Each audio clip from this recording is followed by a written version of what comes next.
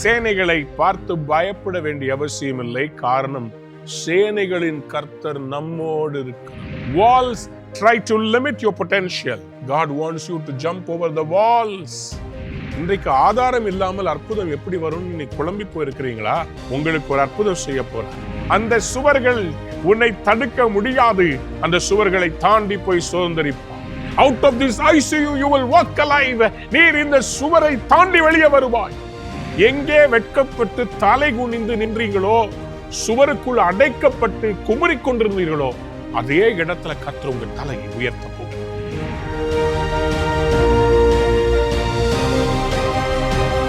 அன்பார்ந்த தேவனுடைய பிள்ளைகளே, ஆண்டவராகிய இயேசு கிறிஸ்துவின் நாமத்தினாலே உங்களை நான் வாழ்த்தி ஆசீர்வதிக்கிறேன்.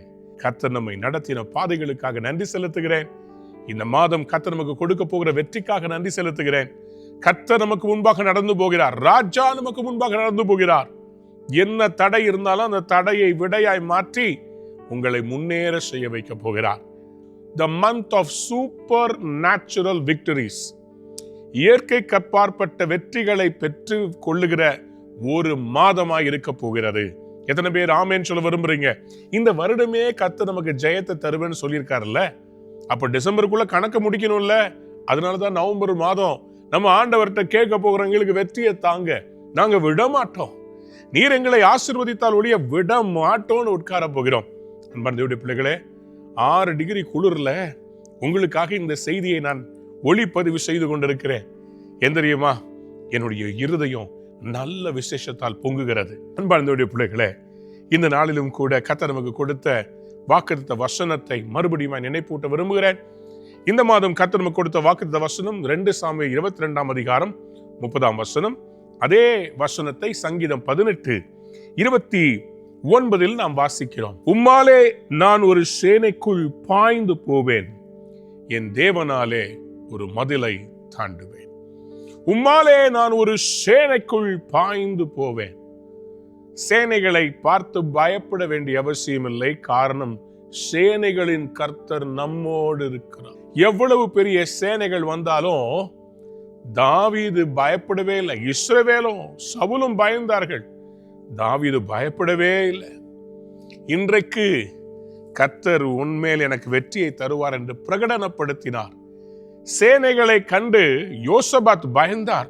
கர்த்தரை நோக்கி அவர்கள் ஜெபித்தார்கள்.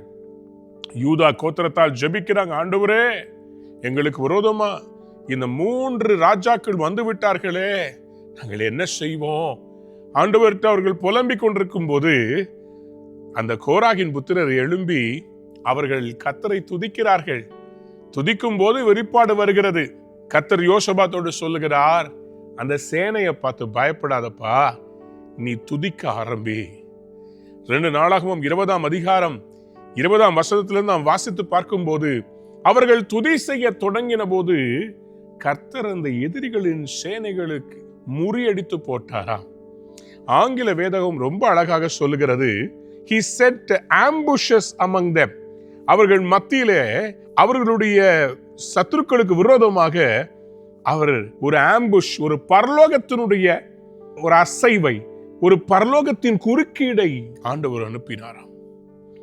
இன்னொரு மொழிபெயர்ப்பு சொல்லுகிறது, குளவிகளை ஆண்டவர் அனுப்பினார். கன்ஃபியூஷன் ஆச்சு அவங்களுக்குள்ள, யார் எதிரின்னு தெரியாம பக்கத்துல கூட சேர்ந்து வந்தவங்களை ஒருத்தர் பட்டயத்தை ஒருத்தருக்கு விரோதமா திருப்பினாங்களாம்.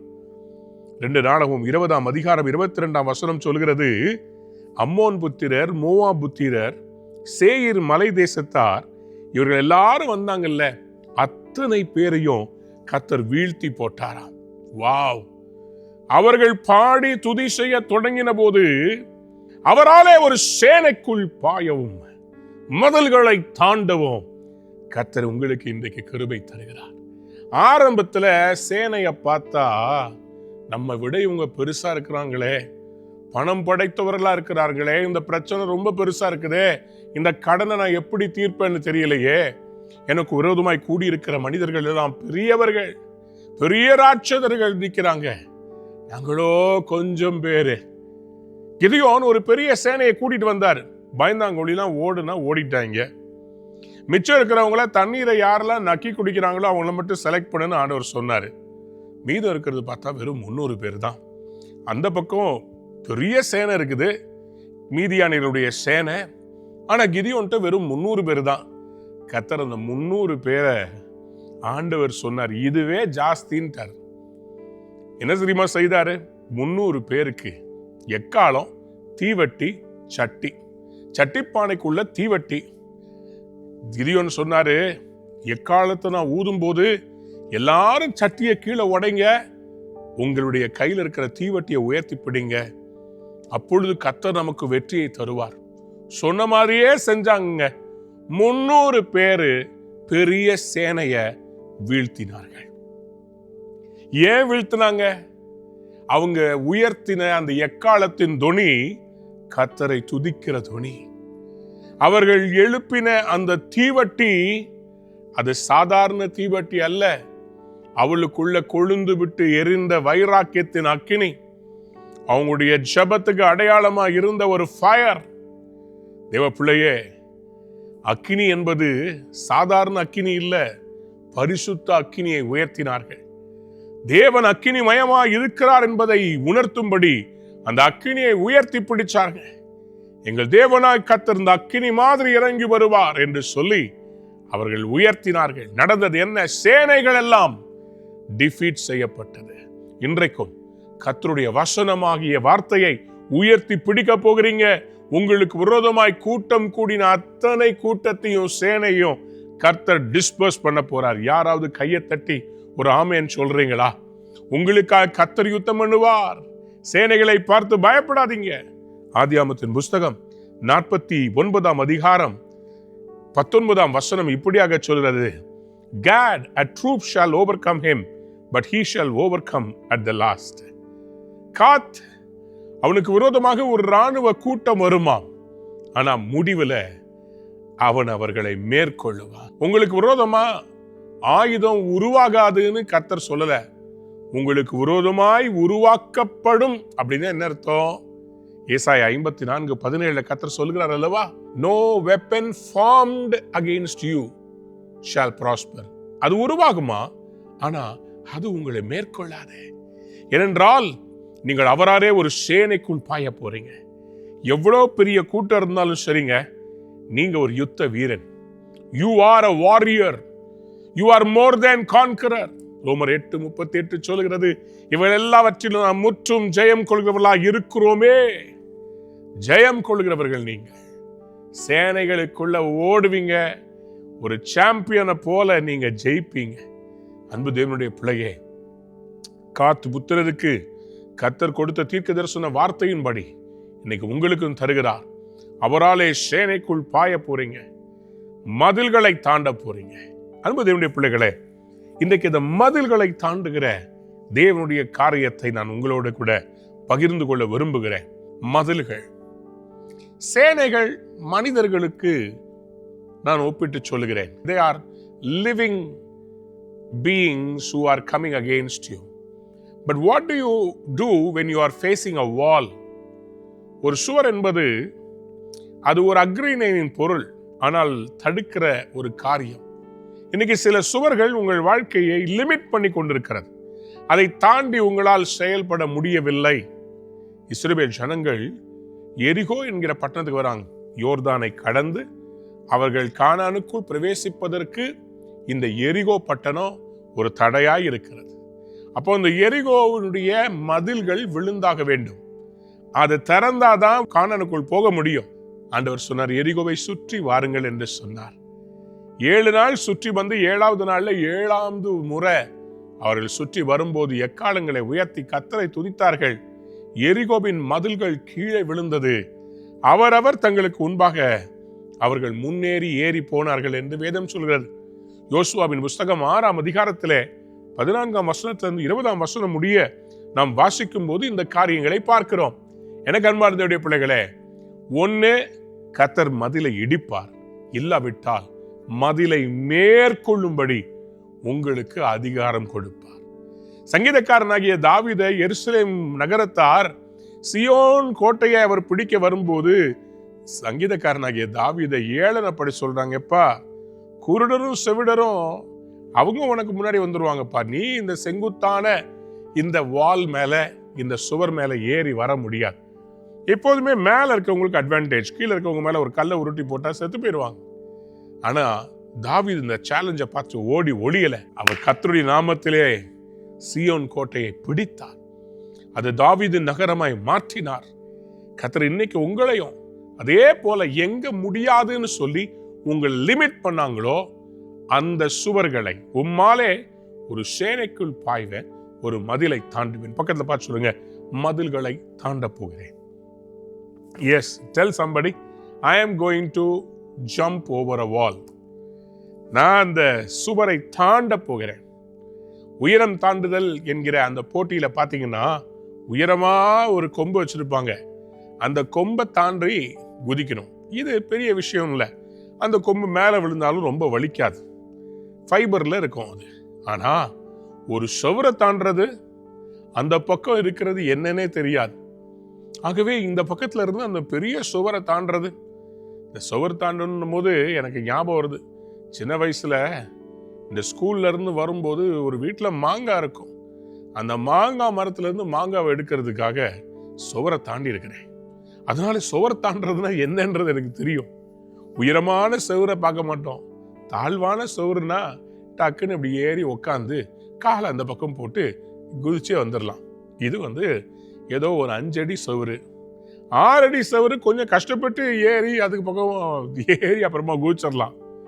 ஆனா ஒரு 10 அடி சுவரு சான்ஸே இல்லை. பண்டைய காலத்துல இருந்து அந்த பெரிய சுவர்கள், ஒரு பட்டணத்தின் சுவர்கள் எல்லாம் சாதாரண ஹைட் இல்லைங்க, சுமார் 40 அடி ஹைட்டு, அதுக்கு மேல இருக்கிற ஹைட்டு தான். இப்போவும் எருசலேமுடைய மதில்களை நீங்க பாத்தீங்கன்னா உங்களுக்கு தெரியும். கோட்டைகள்லாம் நீங்க பாத்தீங்கன்னா தெரியும் இல்லையா? இந்த ஜெய்ப்பூர் ஃபோர்ட்டை பார்த்தீங்கன்னா, ரெட் ஃபோர்ட் பார்த்தீங்கன்னா, நம்ம ஊர்லேயே இருக்குதே பல பேலஸ்கள். அந்த ஊர்களுடைய அந்த பெரிய ஃபோர்ட்லாம் பாருங்க, எவ்வளோ பெரிய வால். இந்த வாலை தான் சங்கீதக்காரன் சொல்றாரு, உம்மாலே இந்த மதிலை நான் தாண்டுவேன். அப்படின்னா சங்கீதக்காரனாகிய தாவீது என்ன சொல்ல வர்றாரு? Impossible is possible. யாராவது ஆமேன்னு சொல்லுங்க. பக்கத்துல திரும்பி கை கொடுத்து சொல்லுங்க, impossible is possible. இன்னொரு பக்கம் சொல்லுங்க, impossible is possible. சேனைக்குள் பாயிறது தெரிஞ்ச சத்துருங்க. ஆனா அந்த மதிலை தாண்டுனா அந்த பக்கம் என்ன இருக்குதுன்னு யாருக்குமே தெரியாது இல்ல. ஆனா இவர் சொல்றார், நான் மதிலை தாண்டுவேன், வெற்றி எடுப்பேன்னு சொல்லி சொல்றார். அன்பார்ந்த பிள்ளைகளே, உங்க வாழ்க்கையை இன்னைக்கு ரெஸ்ட்ரிக்ட் பண்ண எல்லாத்தையும் கர்த்தர் தாண்ட வைக்க போறார்.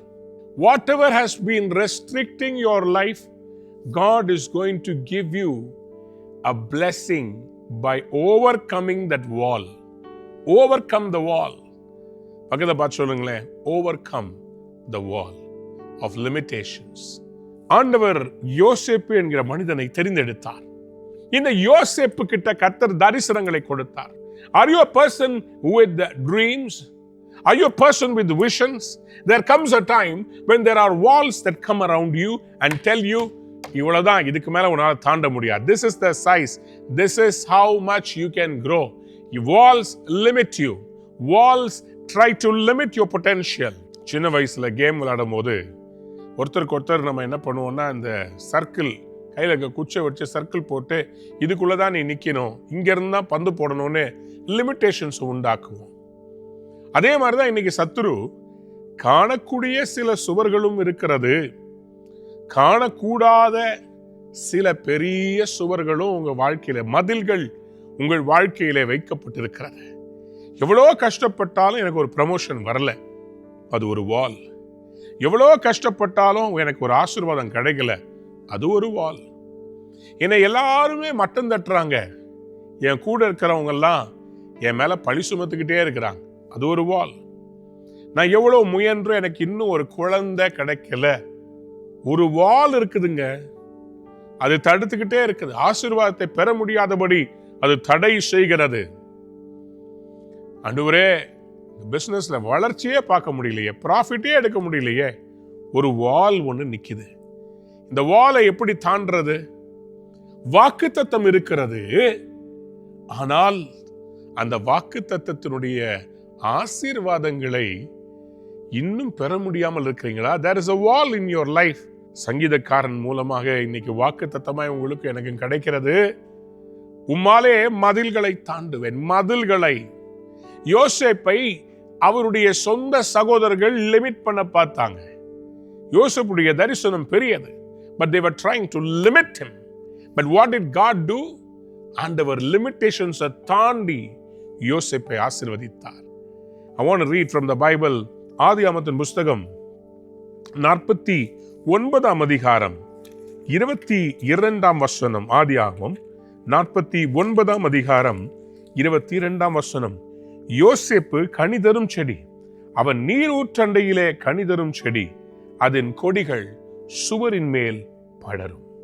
யோசேப்பை குறித்து எழுதப்பட்டிருக்கிறது, யோசேப்பு கனிதரும் செடி. ஒரு செடி நல்லா கனிதரணும்னா என்ன பண்ணணும்? அதுக்கு நல்ல நீர்நிலைகள் கிடைக்கணும், நல்ல மண்ணு கிடைக்கணும், அதுக்கு வேண்டிய கிளைகள் கிடைக்கணும். பக்கத்தில் அது படரணும்னா அதுக்கு கிளைகளை யாராவது ஊனி ஒரு கொம்பை நட்டு அதுக்கு வேண்டிய அந்த மேலே இருக்கிற அந்த இதை போட்டால் அந்த செடி படறி போகும். ஆனால் இந்த யோசேப்பு கனிதரும் செடின்னு தெரிஞ்சும் படர்வதற்கு இடமில்லாமல் யாரோ சுவரை வைத்திருக்கிறார்கள். முதல் சுவர் யார் தெரியுமா? யோசேப்போடு இருந்த சொந்த ஜனம்தான். யோசேப்பு கூட இருந்த அவனுடைய சகோதரர்கள் தான். யோசேப்பின் மேல் பொறாமைப்பட்டு, அவருடைய பலவர்ண அங்கியை பார்த்து பொறாமைப்பட்டு, இவர்கள் அவருடைய ஆசீர்வாதத்துக்கு சுவராய் நிற்கிறார்கள். அப்பா எப்படி ஆசீர்வாதத்தை யோசேப்புக்கு கொடுக்க போறாரு? அதுக்கு முன்னாடி இவனை இல்லாம பண்ணிடுவோம். எல்லாத்தையும் இவன் ஃபர்ஸ்டா வரான். இவன் எதை செஞ்சாலும் டிஃபரெண்டா இருக்குது. இவனை ஒழிச்சு கட்டணும். இவனை இந்த சீன்லயே இருக்கக்கூடாது. 12 பேர் இருக்க இடத்துல இவனை தூக்கிட்டா மற்ற 11 பேருக்கு ஆசீர்வாதம். 10 சகோதரர்கள் சேர்ந்து ஸ்கீம் போடுறாங்க. ஒரு சகோதரன் சொல்றான், வேண்டாம் கொன்றாதீங்கன்னு. மற்றவங்க எல்லாம் கொன்னணும்னு இருக்கிறாங்க. ஆனா குழியில வஸ்திரத்தை எடுத்து கிழித்து போட்டு குழியில போட்டிருக்கிற அந்த மனுஷனை சாப்பிட்டு இருக்கும் போது அந்த பக்கமா வர்றாங்க சில வியாபாரிகள். இந்த வியாபாரிகள்கிட்ட 20 வெள்ளி காசுக்கு யோசேப்பை வித்துட்டாங்க. யோசேப்புடைய தரிசனம் எப்படி வரும்? அப்பா ஆசீர்வதிக்கப்பட்டவர், அவர் இஸ்ரவேல், இவர் ஆபிரகாமுடைய சந்ததியில பிறந்தவர், இவர் இந்த 12 கோத்திரத்துல ஒருத்தர். இப்போ அப்பா இல்லாம, உடன்படிக்கையை சுமக்கிற அப்பா இல்லாம எப்படி என்னை ஆசீர்வதிக்க முடியும்? தேவ பிள்ளையே, இன்றைக்கு ஆதாரம் இல்லாமல் அற்புதம் எப்படி வரும்னு நீ குழம்பி போயிருக்கிறீங்களா? கவலைப்படாதீங்க. கர்த்தர் உங்களை கனிதரும் செடியாய் வைத்து, உங்கள் மேல வில் வீரர்கள் எவ்வளவு மனமடிவாக்க அம்புகளை எய்தாலும் உங்களுக்கு ஒரு அற்புதம் செய்ய போறார். கனிதரும் திராட்சை செடியை போல இருக்கிற உங்களை கர்த்தர் இந்த சுவர்களை பார்த்து பயமடையவோ அல்லது சோர்ந்து போய்விடவோ காய்ந்து போகவோ விட போகிறதில்ல. மாறாக யோசேப்பு, அந்த சுவர் மேலேயே நீ படர்ந்து போப்பா. யாராவது ஒரு அல்லேலூயா சொல்றீங்களா? இல்லையே, சத்தமா கைகளை தட்டி வாய்களை திறந்து ஒரு பெரிய அல்லேலூயா சொல்லுங்க. எஸ், ஆமென் சொல்லுங்க, ஆமென் சொல்லுங்க. சுவர்கள் மேல் நான் படர்ந்து போவேன். சொல்லுங்க, வாயை திறந்து சொல்லுங்க. சுவர்கள் மேல், தடைகள் மேல் நான் தாண்டி போவேன். உம்மாலே சேனைக்குள் பாய்வேன், மதலை தாண்டுவேன். இப்பொழுது தேவனுடைய பிரசன்னம் உங்க மேல இறங்கி வருகிறது. தேவனுடைய வல்லமை உங்க மேல இறங்கி வருகிறது. ஆவியில் நிரம்பி கைகளை தட்டி பெற்றுக் கொள்ளுங்க. இயேசுவின் நாமத்தினாலே கர்த்தர் சொல்லுகிறார், டிசம்பர் மாதம் 28ஆம் தேதிக்குள் நீ இந்த சுவரை தாண்டி போவாய். உமக்கென்று நான் வைத்திருக்கிற அந்த வீட்டை சுதந்திரிப்பாய். அதற்கு கையெழுத்து போடுவாய். உன் கையிலே அந்த சாவி கொடுக்கப்படும். 28ஆம் தேதி அந்த புதிய வீட்டுக்கு பிரதிஷ்டை செய்வீர்கள். You will be entering into that place. அந்த சுவர்கள் உன்னை தடுக்க முடியாது. அந்த சுவர்களை தாண்டி போய் சுதந்திரிப்பாய். You will jump over the walls. You will cross over the hindrances. கர்த்தர் செய்ய போறாருங்க. Nobody can stop your blessing. ஆதியாகமத்தின் புஸ்தகம் 37ஆம் அதிகாரத்துல 28ஆம் வசனத்துல ஒரு வித்து போடுறாங்க. அடுத்ததாக போத்திபார் வீட்டுல ஒரு வேலை செய்யறாரு. அங்க பார்த்தா அந்த மனைவியுடைய கண்ணி இவர் மேல விழுகுது. ஆதியாகமம் 39ஆம் அதிகாரம் 19ஆம் 20ஆம் வசனத்தை பார்த்தீங்கன்னா, அபாண்டமா பழி சுமத்தி யோசேப்பை கொண்டு போய் ராஜாவுடைய காவல், அவருடைய பிரிசன்ல கொண்டு போய் போட்டுறாங்க. Potiphar's wife stop the blessings, unnecessary accusations. செய்யாத குற்றத்துக்காக யோசேப்பை ஒரு குற்றவாளி போல தூக்கி அவங்க ஜெயில போடுறாங்க. அன்பார்ந்த பிள்ளைகளே, இன்னைக்கு உங்களுக்கு விரோதமாக காரணம் இல்லாமல் சில பேர் எழும்பி எப்படிதான் அந்த தரிசனம் நிறைவேறும்னு சொல்லி அந்த தரிசனத்தை தடுக்கிறதுக்கு போராடுறது மனுஷர் இல்லை. போத்திபாருடைய மனைவி இல்லைங்க யோசேப்புக்கு விரோதமா வந்தது. போத்திபாருடைய மனைவிக்குள்ள இருந்த விபச்சார ஆவி, அந்த விபச்சார ஆவி யோசேப்பை எப்படியாவது அந்த ஆசீர்வாதத்திலிருந்து தடுத்துடலான்னு ஒரு வாளா இந்த பாவ இச்சை நிறைந்த இந்த பெண் இவளுக்கு விரோதமாய் வந்தார். இன்னைக்கு உங்களுக்கு விரோதமாக சத்துரு பல விதமான வால்ஸை கொண்டு வந்து நிக்க வைக்கிறான். முதல்ல துரோகம், அவங்க சகோதரர்கள் செய்த துரோகம், அதை தாண்டி கர்த்தர் யோசேப்பை கொண்டு வந்துட்டார். இப்போ அடுத்தது பார்த்தீங்கன்னா பாவம். பாவம் என்கிற இந்த வால் இந்த மனிதனுடைய ஆசீர்வாதத்தை, தரிசனத்தை கெடுத்து போடுவதற்காக போத்திபாருடைய மனைவி ரூபத்திலே பாவம் செய்கிற இச்சையை தூண்டுகிற வார்த்தைகள், அதற்கேற்ப சூழ்நிலைகள் எல்லாம் அமைகிறது. ஆனா யோசேப்பு யார் தெரியுமா? இந்த சுவரை தாண்டும்படி அவன் மனதிலே ஒரு உறுதி கொண்டான். யோசேப்பு சொன்ன பதில், நீ உன்னுடைய கணவன் இல்ல, வேலைக்காரர் இல்ல, நீ நானும் மட்டும்தான் இருக்கிறோம், உண்மைதான். ஆனா நம்மை காண்கிற ஒரு தேவன் உண்டு, அவருக்கு முன்பாக நான் எப்படி பாவம் செய்ய முடியும்? அந்த சுவரை அவன் தாண்டினாங்க, அந்த பாவ சுவரை அவன் தாண்டினான். யோசேப்பு, he was able to scale the wall of sin. Are you able to overcome sin?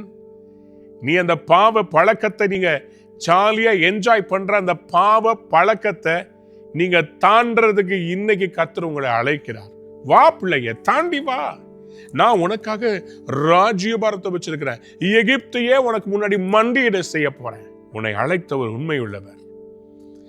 உங்க சோர்வுல என்னடா என்ன இந்த மாதிரி வேலைக்காரனா வித்துட்டாங்களேன்னு யோசேப்பு தன்னைத்தானே அவன் ஆறுதல் படுத்தி கொண்டு கிடைச்ச பாவத்தை செஞ்சிட்டு, என் லைஃப் இப்படி ஆயிருச்சு, அதனாலதான் இந்த பாவத்தை செய்யறேன், என் மனைவி சரியில்லை, என் கணவன் சரியில்லை, எங்க அப்பா அம்மா என்ன திட்டுறாங்க, அதனாலதான் நான் சிகரெட் ஊதுறேன், நான் சரியா படிப்பு வரல, அதனாலதான் நான் கஞ்சா அடிக்கிறேன்.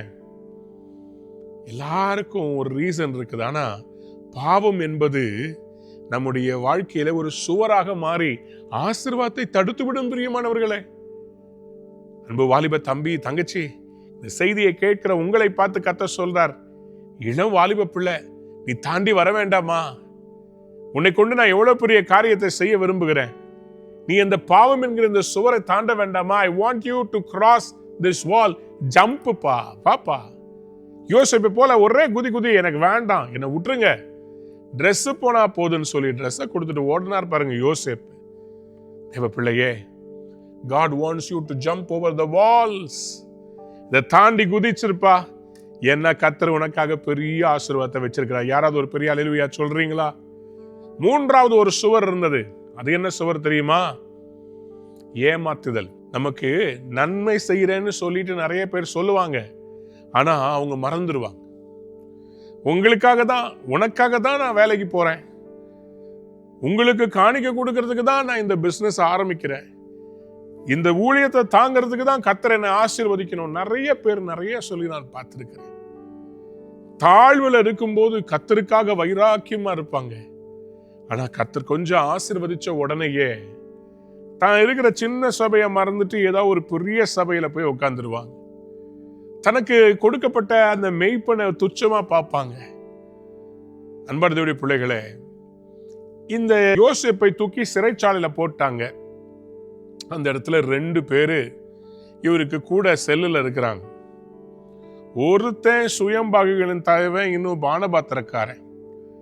One was the baker, the other was a cup bearer. இந்த பேக்கர் அவனுக்கு ஒரு தரிசனம் வருகிறது. அந்த தரிசனத்தை யோசேப்ட சொன்னா அவர் கரெக்டா சொல்றாரு, 3 நாள்ல உன் தலைய ராஜா தூக்க போறார். பானபாத்திரக்காரனுக்கு ஒரு தரிசனம் வருகிறது. அந்த தரிசனத்தை குறித்து விளக்கம் பண்ணி அவர் சொல்லுகிறார், எப்பா 3 நாள்ல ராஜா உன்னை திருப்பி உயர்த்தி அதே ஸ்தானத்துல உன்னை வைக்க போறாருன்னு சொல்றார். ஆனா இதை கேட்ட இந்த பானபாத்திரக்காரன் சந்தோஷமானா. அதே மாதிரி ராஜா 3ஆவது நாள்ல உயர்த்திட்டாரு. அப்போ இவன் சொல்லி அனுப்பியிருந்தான், அப்பா நீ போய் அங்க போகும்போது என்னை மறந்துடாத, ராஜா கிட்ட என்னை பத்தி சொல்லி கொஞ்சம் ரிலீஸ் வாங்கி கொடுப்பா.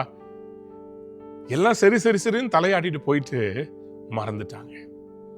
இன்னைக்கு உங்களை கூட சில பேர் மறந்துட்டாங்களா? உங்க சொந்த குடும்பத்துல உங்களை மறந்துட்டாங்களா? நீங்க இல்லைன்னு சொன்ன உடனே உங்களுடைய நிலத்தை பங்கு போட்டு மற்றவங்க எல்லாம் பிரிச்சுக்கிட்டாங்களா? நான் பேசுற ஒவ்வொரு சென்டென்ஸும் யாருக்கோ போய் சேர்றதுன்றத நான் உணர்ந்து ஆவியில பேசிக்கிட்டு இருக்கிறேன், தெரியுங்களா? வெளி தேசத்துக்கு வேலைக்கு போன அந்த மனிதன் என்னை மறந்து விட்டார் பிரதர். என்கிட்ட பேசுறதே கிடையாது, போனே அடிக்கிறது இல்லை. நான் ரொம்ப வேதனையில் இருக்கிறேன்னு சொல்றீங்களா? இன்னைக்கு உங்களுடைய வாழ்க்கையில நான் எங்க போறதுன்னு தெரியல. ஒரு சுவர் மாதிரி வந்து எல்லாமே நின்றுச்சு. ஒரு சுவத்துக்கு முன்னாடி வந்து நின்னுட்டேன் பிரதர். ஒரு சுவருக்கு முன்னாடி வந்து நின்னுட்டேன். முன்னாடி போறதா பின்னாடி வர்றதா, பிள்ளைங்க இருக்கிறாங்க, நான் என்ன செய்யறதுன்னு தெரியலன்னு கலங்கி இருக்கிறீங்களா?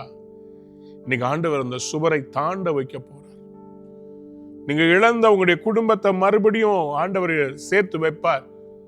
உங்களுக்கு நியாயப்படி கிடைக்க வேண்டிய நியாயத்தை கர்த்தர் நிச்சயமாய் தரப்போகிறார். யோசேப்பை அவனுடைய நண்பனாய் இருந்த, உதவி பெற்ற, ஆசீர்வதிக்கப்பட்ட, உங்க கையால நன்மை பெற்றவங்க இன்னைக்கு உங்களை மறந்து போயிட்டாங்களா? சோர்ந்து போயிடாதீங்க, துவண்டு போயிடாதீங்க. யோசேப்பு நன்மை செய்தார், யாருக்கு தீமை செய்யல. தப்பான விளக்கத்தை சொல்லி யாரையும் மாட்டி விடல, தன் நீதியை பிடித்து கொண்டிருந்தார். தேவ பிள்ளையே, இன்னைக்கு சில பேர் உங்கள்கிட்ட நன்மை வாங்கி நீங்கள் அவர்களுக்கு ஆசீர்வாதமாய் இருந்து இன்னைக்கு நீங்க அப்படியே நடுவில் நிற்கிறீங்க. யோர்தானுக்கு நடுவுல உடன்படிக்கை பெட்டியை சுமக்கிற ஆசாரிகள் நின்று கொண்டிருந்தாங்க. இஸ்ரவேல் ஜனங்கள் எல்லாம் தாண்டி போயிட்டாங்க. யாரும் இந்த ஆசாரிகளை பார்த்து மேல வாங்க, போதும் இவ்வளவு நேரம் நின்னீங்களேன்னு சொல்லவே இல்லை. கர்த்தர் தான் சொன்னார், போதும்பா 12 கல்லை எடுத்துட்டு மேல வந்துருங்கன்னு சொல்லி கர்த்தர் தான் கூப்பிட்டார் அவங்கள. அது வரையும் அவங்க நின்றுகிட்டே இருந்தாங்க. ஃபர்ஸ்ட் வந்தது இவங்க, லாஸ்ட் வெளியே வந்ததும் அவங்க தான். இன்னைக்கு சில நேரத்துல கர்த்தருடைய ஊழியத்தை செய்கிற தேவ பிள்ளையே, நீ எல்லாருக்கும் முதல்ல ஆசீர்வாதம் அவங்களுக்கு கிடைக்கணும்னு சொல்லி பாரத்தோடு ஜெபிக்கிறீங்க. உங்க மூலமா ஆசீர்வதிக்கப்பட்டவங்க இன்னைக்கு 2 வீலர் இருக்கவங்க கார் வாங்குறாங்க, கார் வாங்குறவங்க வீடு வாங்குறாங்க, குழந்தை பிறக்குது, பிள்ளைகளுக்கு திருமணம் நடக்குது. எவ்வளோ நன்மைகளை உங்க மூலமா ஆசீர்வதிக்கப்பட்டு பெற்றிருக்கிறாங்க.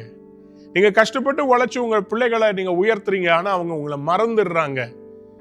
சோர்ந்து போயிடாதீங்க. கர்த்தர் அந்த வாளை உங்களை மறந்து போன அந்த சூழ்நிலையில, மறக்கப்பட்ட நிலையில, ஒரு சுவருக்கு முன்பாக நின்று கொண்டு அழுது கொண்டிருக்கிற தேவ பிள்ளையே, கர்த்தர் இன்னைக்கு உங்களை பார்த்து சொல்லுகிறார், யார் மறந்தாலும் நான் உன்னை மறவேன், நான் உன்னை மறவேன்.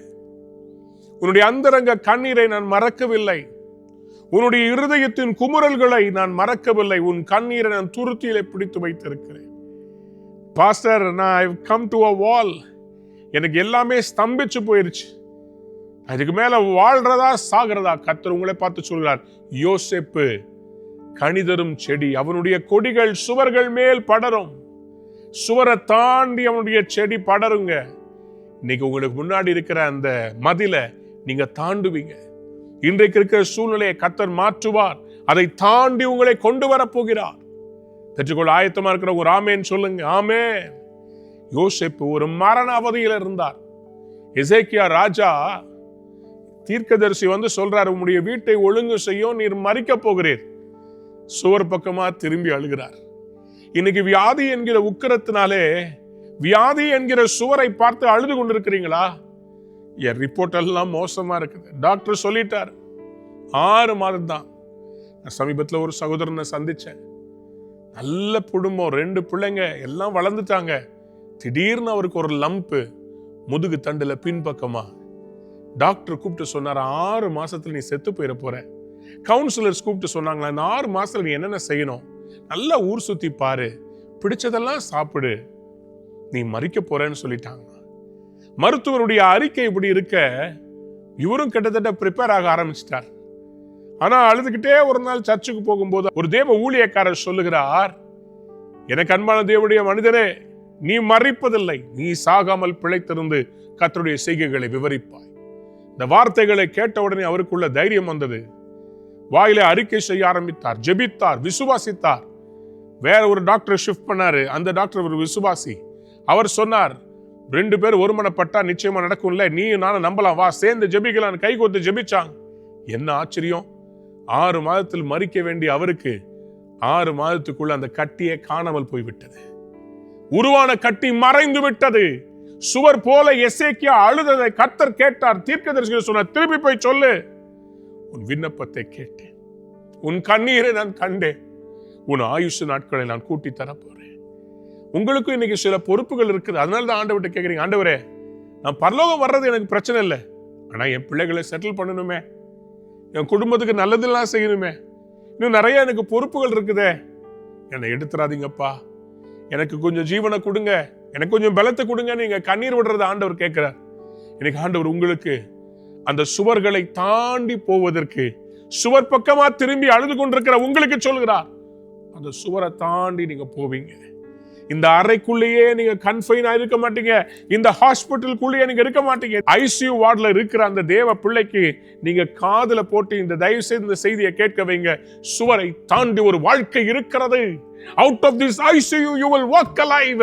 நீர் இந்த சுவரை தாண்டி வெளியே வருவாய். யோசேப்பு, மதிலை தாண்டுகிற தாவீது, சுவரை தாண்டுகிற தேவனுடைய பிள்ளையே, கர்த்தர் இன்றைக்கு உன்னை தாண்ட வைப்பார். நீ மதில்களை தாண்டுவாய். அன்பார்ந்தவருடைய பிள்ளைகளே, எல்லாராலையும் மறக்கப்பட்டு சிறைச்சாலையிலே இருந்த இந்த யோசேப்பை ஒரு நாள் கர்த்தர் நினைவு கூர்ந்தார். நான் உங்களுக்கு ஒரு ரகசியம் சொல்றேன். யோசேப்பின் மேல இருந்த அந்த வரத்தை சிறைச்சாலையினுடைய கதவுகளால், சுவர்களால் அடக்க முடியவில்லை. சீஷர்கள் எல்லாம் பயந்து நடுங்கி மேல் வீட்டறையில ஒளிஞ்சுக்கிட்டு இருக்கிறாங்க. இயேசுவோடு இருந்தவங்க எல்லாம் கொல்ல போறாங்களாமே. ஆனா இயேசு கிறிஸ்து என்ன செய்தார் தெரியுமா? பூட்டப்பட்ட அறைக்குள்ளே இறங்கி வந்து உங்களுக்கு ஷாலோம் என்று சொன்னார். இன்னைக்கு சுவர்களை தாண்டி நீங்க வெளியே வர போறீங்க. ஆண்டவர் கொடுத்த அந்த உற்சாகம் தான் பேதுரு அந்த சுவரை விட்டு வெளியே வந்து எருசலேம் நகரத்தாரை பார்த்து பேசினார். பெந்தெகோஸ்தே நாளில் அவர்கள் 3000 பேர் ரட்சிக்கப்பட்டாங்க. இன்னைக்கு சுவிசேஷம் தடைப்பட்டு அநேக வாசல்கள் அடைப்பட்டு இருக்கிறது. ஆனால் கர்த்தருடைய நாமத்தில் தீர்க்க தரிசனமாய் சொல்லுகிறேன், கர்த்தர் ஒரு அபிஷேகத்தின் அக்கினியை இந்தியாவிலும் பல தேசங்களிலும் ஊற்றப் போகிறார். அவர் ஊற்றுகிற அந்த பெந்தெகோஸ்தே அக்னி மற்றும் ஒரு எழுப்புதலை கொண்டு வரப் போகிறது.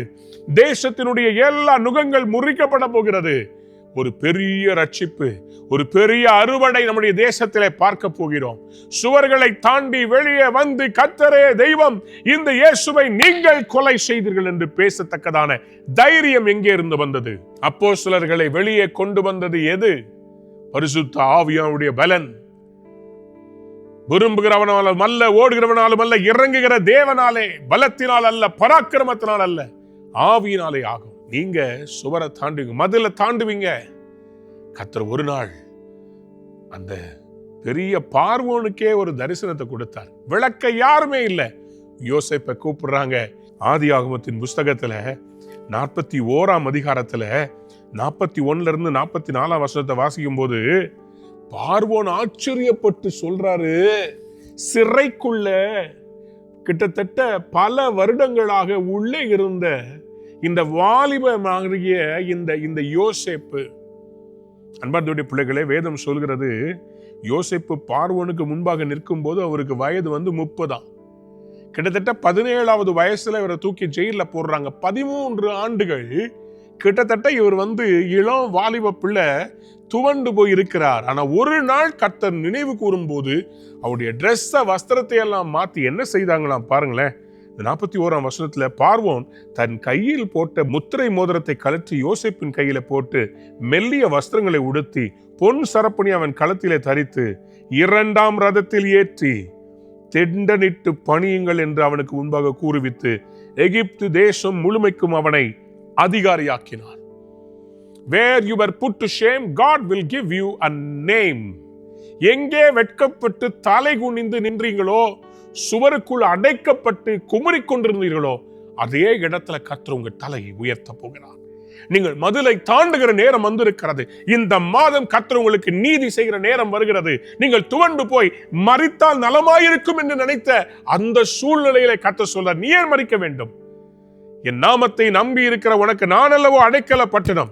உன்னை அழைத்தவர் நான். உனக்கு தரிசனங்கள் பொய்யா? யோசேப்பு கண்ட தரிசனங்கள் பொய்யாய் போனதா?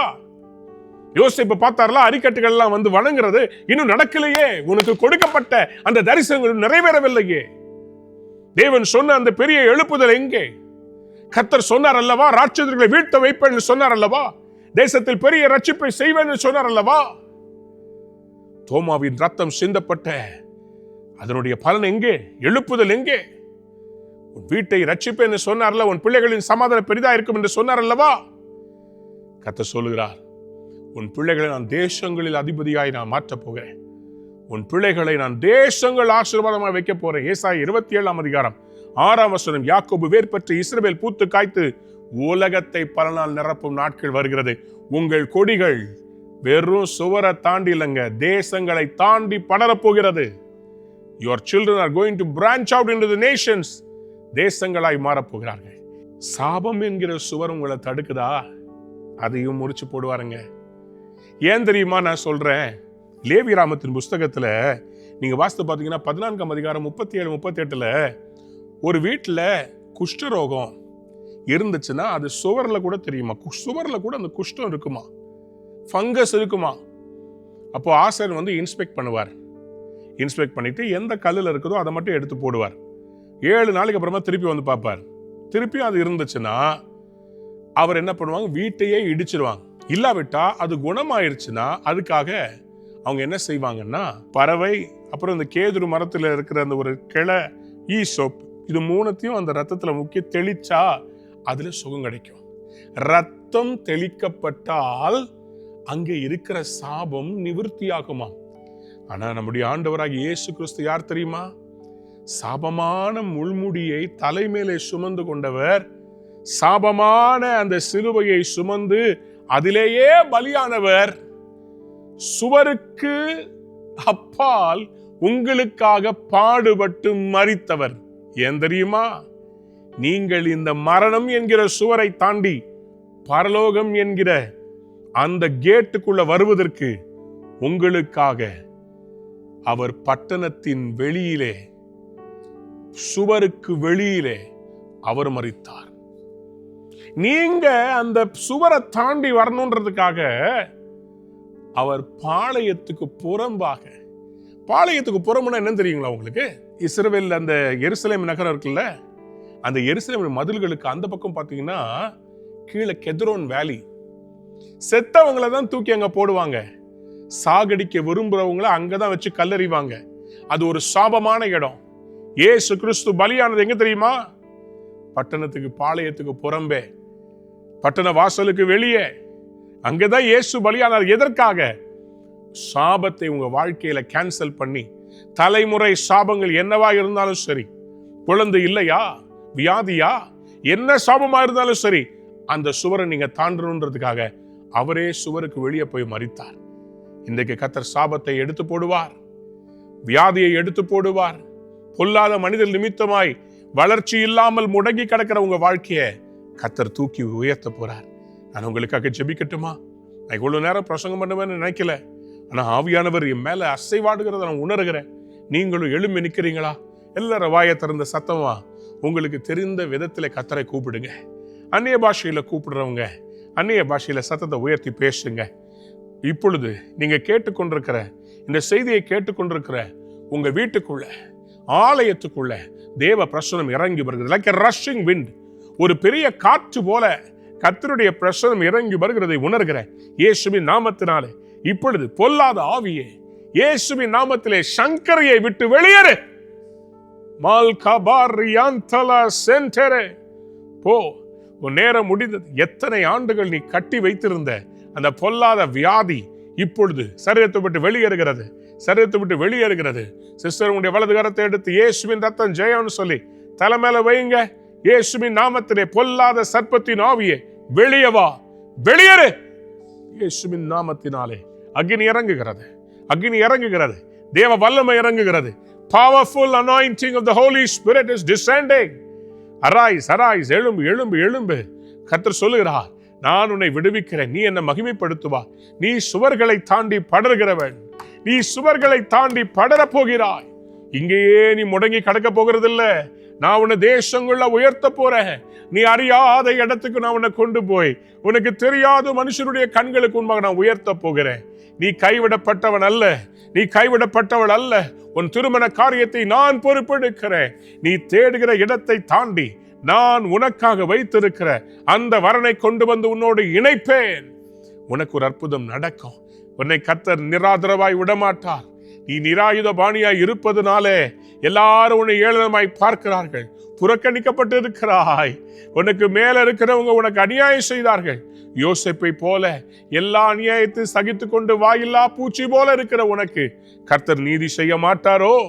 யோசேப்பை கனிதரும் செடியாக சுவர் மேல் படர்ந்து மதிலை தாண்ட வைத்தவர், தாவீதுக்கு சொன்னதை நிறைவேற்றினவர். அப்சலோமாய் இருந்தாலும் சரி, சவுலாய் இருந்தாலும் சரி, யாரும் தாவீதை தடுக்க முடியவில்லை. உன்னையும் தடுக்க முடியாது. தடைகளை தாண்டி உன்னை கர்த்தர் அழைத்துக் கொண்டு போகிறார். தடைகளை தாண்டுகிறாய். Yes, you are crossing every Jordan. You are crossing every Red Sea. You are crossing every Jericho wall. இயேசுவின் ரத்தம் ஜெயம், இயேசுவின் ரத்தம் ஜெயம். ஆண்டவரே, வாசல்கள் திறக்கப்படுவதாக. நீதானே ஆண்டவரே சொன்னீர், தடைகளை தகர்க்கிறவர் உங்களுக்கு முன்பாக செல்கிறார், உங்கள் ராஜா உங்களுக்கு முன்னணியில் நடந்து போகிறார், நீங்கள் வாசலாலே உட்பிரவேசிப்பீர்கள்னு. ஆமாண்டவரே, வாசல் திறக்கப்படட்டும். இதோ திறந்த வாசலை உனக்கு முன்பாக வைக்கிறேன், ஒருவனும் அதை பூட்ட மாட்டான்னு சொன்னீங்களே. இயேசுவின் நாமத்தில் வாசல்கள் திறக்கப்படுவதாக. உடைய பிள்ளைகள் ஆண்டவரே, அவர்களுக்காக நீர் வைத்திருக்கிற அந்த நீதியின் பாதையில் ஜீவன் உண்டு. அந்த பாதையில் மரணம் இல்லை. எல்லா டாக்டருடைய ரிப்போர்ட்டை நீங்க மாத்துறீங்கப்பா, எல்லாவற்றையும் நீங்க மாற்றி போடுறீங்க. இப்பொழுது உடைய பிள்ளைகளுக்கு அற்புதம் செய்யறதுக்காக நன்றி செலுத்துகிறேன் அப்பா. மதிலை தாண்டுவேன். சொல்லுங்க வாயை திறந்து. சேனைக்குள் பாய்வேன், மதிலை தாண்டுவேன். I will cross the walls. யோசேப்பு கனிதரும் செடி, யோசேப்பு கனிதரும் செடி. அவன் கொடிகள் சுவர்களின் மேல் படரும். His branches will extend beyond the walls. அவனுடைய பிள்ளைகள் இந்த சுவர்களை தாண்டி படருவார்கள், மதில்களை தாண்டி படருவார்கள். தேவ பிள்ளையே, நீ ஒரு நெகேமியா, நீ சுவர்களை கட்டுகிறவன். கர்த்தர் உன்னுடைய மதில்களை கட்டுவார், உன் குடும்பத்தை கட்டுவார், உன் பிள்ளைகளை கட்டுவார், உங்களையும் கட்டி எழுப்புவார். கர்த்தாவே, நீரே உம்முடைய பிள்ளைகளை சுற்றி அக்கினி மதிலா இருக்கிறீங்கப்பா. பிள்ளைகள் எதுக்கு கலக்க வேண்டும்? சக்கரியா 2:5 நீங்க தானே அந்த மதில். நீங்க ரெஸ்ட்ரிக்ட் பண்ற மதில், பாதுகாக்கிற மதில். தடைகளை உடைத்து உம்முடைய பிள்ளைகளை சுற்றி நீரே மதிலா இருப்பீர். ரட்சிப்பையே அதற்கு மதில்களாக ஏற்படுத்தி இருக்கிறார் என்று வேதம் சொல்லவில்லையா? நீர்தான் எங்கள் மதில். கர்த்தாவே, நான் உம்முடைய பிள்ளைகளை ஆசீர்வதிக்கிறேன். இந்த மாதம் அவர்கள் மதில்களை தாண்ட போறதுக்காய், சேனைக்குள்ளே பாய்ந்து வெற்றி எடுக்க போறதுக்காக நன்றி செலுத்துகிறேன். இயேசுவின் நாமத்தினாலே மனதார உம்முடைய பிள்ளைகளை ஆசீர்வதிக்கிற நவம்பர்ல அற்புதங்களை கேட்க போறோம். We thank you, we bless your holy name, we give you glory. In Jesus' mighty name we bless and pray. Amen. Amen. அன்பான நேயர்களே, இந்நிகழ்ச்சியில் கொடுக்கப்பட்ட வாக்குத்தத்தங்களும் தீர்க்க தரிசன வார்த்தைகளும் உங்களுக்கு ஆசீர்வாதமாய் இருந்திருக்கும் என்று நாங்கள் நம்புகிறோம்.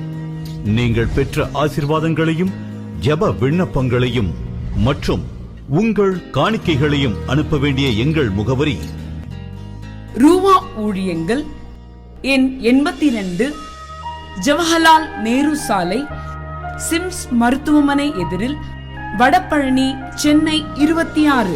உங்கள் காணிக்கைகளை ஆன்லைன் மூலமாக எளிதாக செலுத்தலாம்.